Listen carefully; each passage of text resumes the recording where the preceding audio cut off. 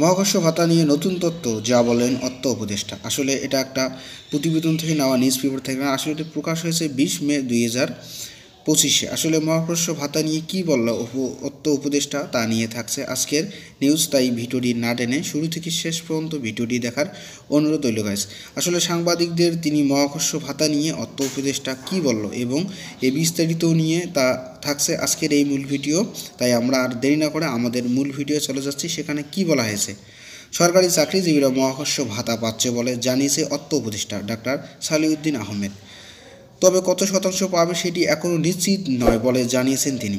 মঙ্গলবার 20 মে সচিবালয়ে সরকারি ক্রয় সংক্রান্ত উপদেষ্টা পরিষদ কমিটির বৈঠক শেষে সাংবাদিকদের সঙ্গে আলাপকালে তিনি একথা জানান। অর্থ উপদেষ্টা বলেন, নতুন অর্থ বছরের মহাকর্ষ ভাতা ঘোষণা হবে, তবে কিছুটা সময় লাগবে। আসলে এই ভাতা দিতে কিছুটা সময় লাগবে সরকারি চাকরিজীবীদের, তিনি কিন্তু সেটিও জানিয়ে দিয়েছে। তিনি বলেন, মহাকর্ষ ভাতা বিষয়টি সক্রিয়ভাবে বিবেচনা করা হয়েছে।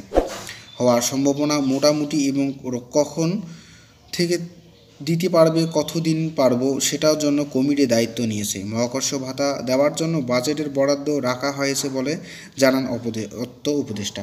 আসলে এই অর্থ উপদেষ্টা জানান যে মহাকর্ষ ভাতা কবে দেওয়া হবে এবং কখন দেওয়া হবে তা কিন্তু কমিটি নিয়েছে এবং তারা দায়িত্ব কিন্তু দিয়েছে। সরকারি চাকরিজীবীদের মহাকর্ষ ভাতা নিয়ে বছরের শুরুতে আলোচনা শুরু হয়, তা বদ্ধ হয়ে যায়।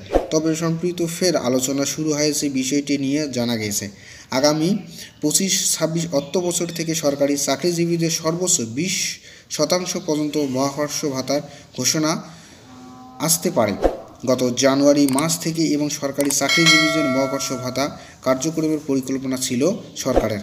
আসলে এটি চালু হওয়ার কথা থাকলেও কিন্তু সেটি আবার বন্ধ হয়ে যায়। তাই সরকারি চাকরিজীবীদের এই মহাকর্ষ ভাতা 20% দেবে, সেটি কিন্তু জানিয়ে দিয়েছে অর্থ উপদেষ্টা। সে অনুযায়ী উদ্যোগ এবং নেওয়া হয়েছিল, কিন্তু সংকটকালীন এবং অর্থনৈতিক পরিস্থিতিতে উদ্যোগে এবং সমালোচনা করে অর্থনীতিবিদরা তখন সরে এলে এবং এখন নতুন করে উদ্যোগ নিয়েছে সরকার।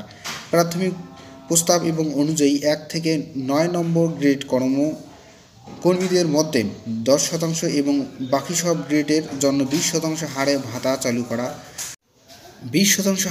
চালু করার ভাবছে বলে। এতে অতিরিক্ত খরচ হারে প্রায় 6,000 কোটি টাকা। আসলে তারা যে এই মহাকর্ষ ভাতা দেবে সরকারি চাকরিজীবীদের, সেখানে কিন্তু 6,000 কোটি টাকা তারা খরচ করবে এবং অতিরিক্ত হারে।